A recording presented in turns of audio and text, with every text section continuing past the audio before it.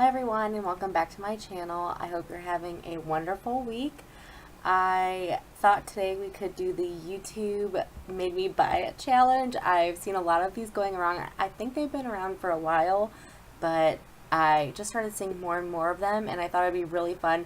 I feel like my whole collection really is a YouTube Made Me Buy It, but I really tried to pick the things that if it wasn't for YouTube, I may have never seen, or I really would have never purchased anything like that. So I'll explain as we go, but I hope you enjoy this video. If you do, give it a thumbs up, and if you would like to go on this journey with me here, then go ahead and subscribe down below. Thanks for watching, and let's get into it. Okay, so I am going to explain what the product is, why I bought it exactly, and if I think it's worth it or not. So I will dive right in. So the first palette is the Shade and Light Contour Eye Palette by Kat Von D, and I got this because everyone said it was an absolute essential. It's all mattes, and oh, it has everything you need from transition colors to bases to highlights, and I absolutely think that this is worth it. It has gorgeous shades in it. The formula is perfect. She thought of everything. She is a genius. The only thing, sometimes I don't reach for it just because it has no shimmers, and a lot of days I like wearing shimmers, either to highlight or on the lid, but this is fabulous, and I think it's worth every penny. The best matte palette out there. I am going in a random order here, just picking up what is over here, so don't mind me. Next up, I am going to say the Nivea Men.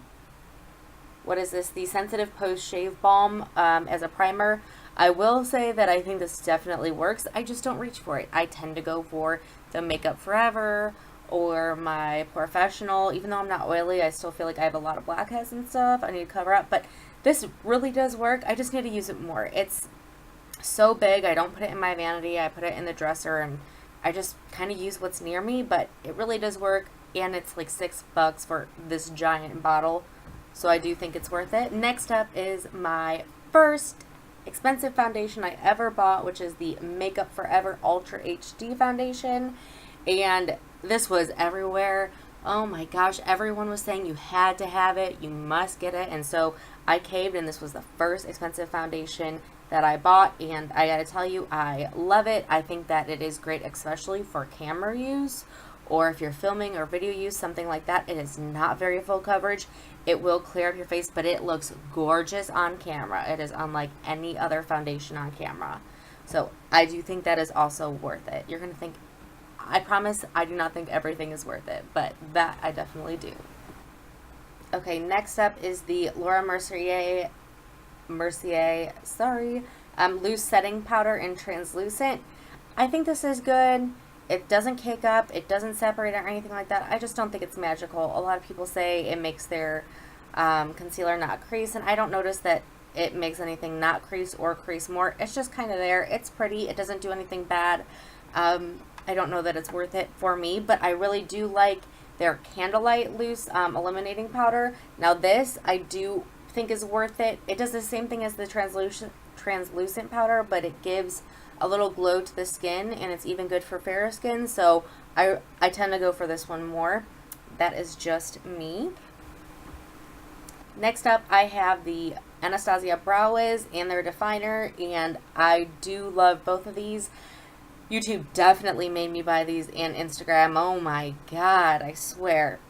I would say the Brow Wiz is still my #1 brow product for sure. It's just quick, and you can really get in there and get those little brush strokes. The definer is good, but it's my second favorite, which is still saying a lot. It's just, I don't love it as much. I feel like it's not as pigmented, and the point kind of seems to go away and stuff. Maybe it's how I'm using it, but I do like the Brow Wiz better. Let's see. Next up is my first liquid lipstick, and I'm not sure if this is a YouTube made me buy it or an Instagram, but oh my gosh. It is the Anastasia liquid lipstick, and I have my first one ever in vintage. I love purpley shades, especially in the fall. But do I think this is worth it? It's $20. They have one of the best, if not the best, color ranges for liquid lipsticks. They are drying, but they're not the most drying. They're right in the middle. I would say you could find something more affordable that is probably just the same, but they do have a lot of unique colors, like Sad Girl. I would say that one's worth it. Vintage is really nice, but I wouldn't say you have to. If there's a formula out there that you like that's cheaper than $20, go for it. You know, I think you can skip out on this, but I do love them, and I own like 10, so, you know, who am I to say? Okay, next up is the Anastasia Modern Renaissance palette, and if you haven't seen this, then you literally never watch YouTube, because this was everywhere, and still is pretty much for the last month, and it really is this gorgeous fall palette with orange and reds and pinks and bronzies, and it has beautiful, you know, formula and blends really well. Now, this may just be me, but this is not an everyday palette for me. I don't know that it's worth it. I am not, like, overjoyed when I see it.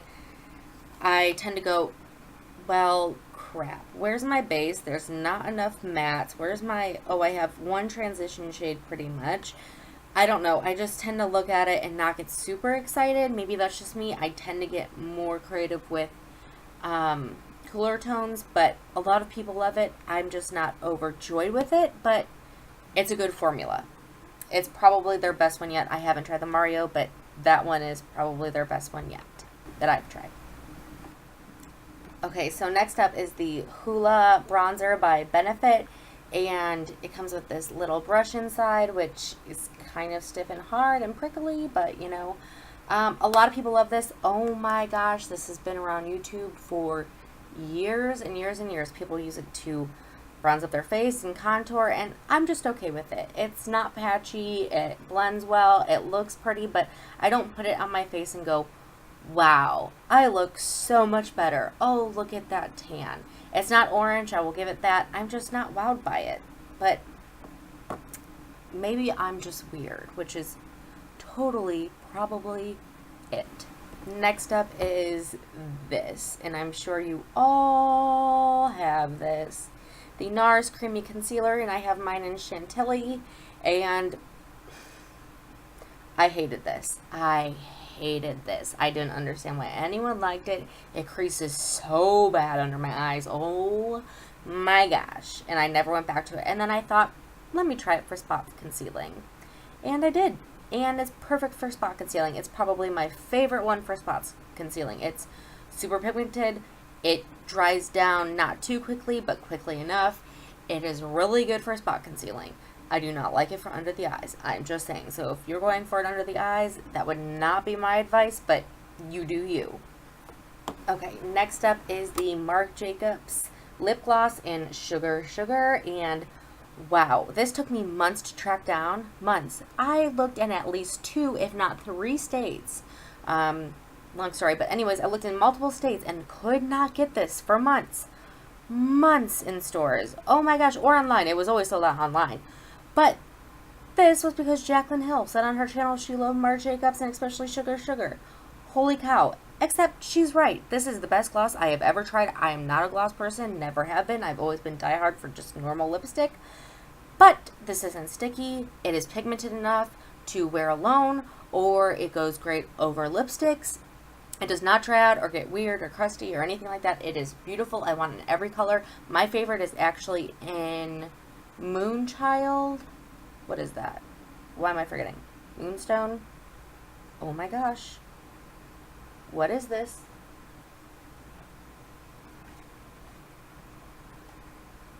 Moonglow. What is wrong with me? Oh my gosh. Moonglow. So Sugar Sugar is just a little bit more of a goldy nude, and Moonglow is a pinky nude. So I like that one just a little bit more on me, but they're the best. Go out, get them. Next up is the Better Than Sex Mascara by Too Faced, and this is probably the only mascara that YouTube made me buy, and it is really, really, really beautiful.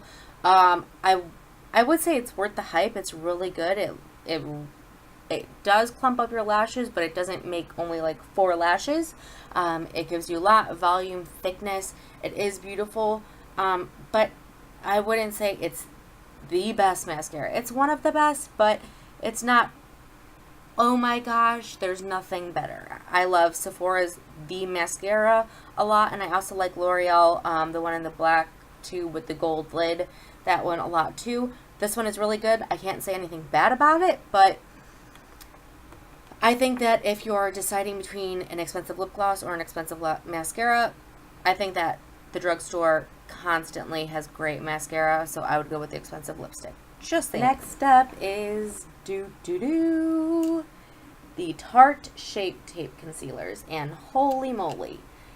Wow, this YouTube made me buy it was real. I got mine in fair for under the eye, light for spot concealing, and deep for contouring. Are these worth the hype?